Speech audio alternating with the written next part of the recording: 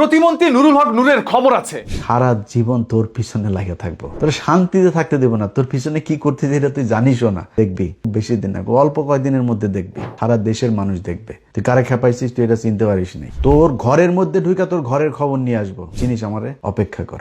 সাংবাদিক ইলিয়াস হোসেন এখানে স্পষ্ট ভাষায় এটা বোঝানোর চেষ্টা করেছেন নুরুল হক নূর নাকি ইলিয়াস হোসেনের পিছে লেগেছে, তাই ইলিয়াস হোসেনও তার পিছে লেগে পড়েছে। এমন ভাবে তার পিছে লেগে থাকবে যেটা নুরুল হক নূর জীবনে কল্পনাও করতে পারবে না। তার যদি পান থেকে চুন খসে যায় তাহলে সেই তথ্যগুলো সামাজিক যোগাযোগ মাধ্যমে তিনি প্রকাশ করে দিবে। ইতিমধ্যেই প্রতিমন্ত্রী নুরুল হক নূরকে নিয়ে এমন একটি ভিডিও তিনি আপলোড করেছে, যেই ভিডিও দেখার পর তার দলেরই অসংখ্য নেতাকর্মীরা তার কাছ থেকে সরে গিয়েছে। একটি মধ্যবিত্ত পরিবার থেকে উঠে আসা নুরুল হক নূর কিভাবে আঙুল ফুলে কলাগাছ হয়ে গেল সেই তথ্যগুলো মানুষ জানতে পেরেছে। অন্যদিকে সাংবাদিক ইলিয়াস হোসেন এবং পিনাকি ভট্টাচার্যকে নুরুল হক নূর বলছে 2 টাকার ইউটিউবারের কিভাবে এত সাহস হয় দেশ নিয়ে কথা বলা, দেশের একজন মন্ত্রীকে নিয়ে কথা বলা। একজন ইউটিউবারের কথা বোধহয় কি ইলিয়াস। দেখেন, আমি বলি আমার জায়গা থেকে, আমি সরকারের একজন প্রতিমন্ত্রী, একজন দেশের বাইরে থাকা এখান থেকে পালিয়ে গেছে, নানাবিধ অপকর্ম করে, সাংবাদিকতা নামে চাঁদাবাজি করেছে, কিংবা আরেকজন পিনাকি ভট্টাচার্য ফ্রান্সে থাকে, তারা এখানে দেশকে অস্থিতিশীল করার জন্য বিভিন্ন গোয়েন্দা সংস্থার এজেন্ট হয়ে কাজ করে। তো তাদের নিয়ে আমরা কথাবার্তা বলবো না। এই বিষয়ে এই সমস্ত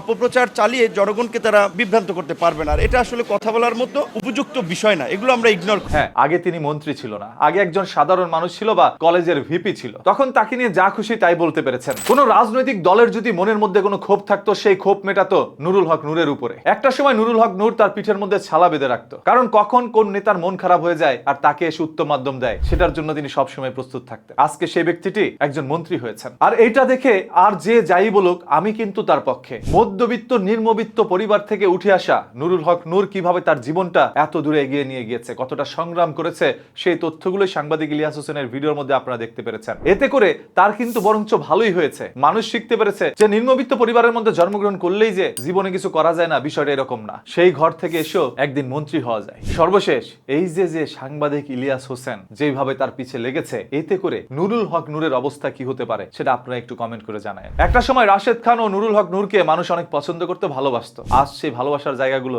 ধ্বংস হয়ে যাচ্ছে। এতে করে ভবিষ্যতে কোনোভাবে যদি বিএনপি সরকারের পতন হয় বা বিএনপি আর কোনোদিন সরকার নির্বাচিত করতে না পারে, তাহলে নুরুল হক নূর আর রাশেদ খানের অবস্থা কি হতে পারে সেটা আপনারাই জানেন। প্রতিদিনের ঘটে যাওয়া সকল ঘটনা দুর্ঘটনা লুকোনো সত্য জানতে পেজটাকে এখনই ফলো করে রাখেন।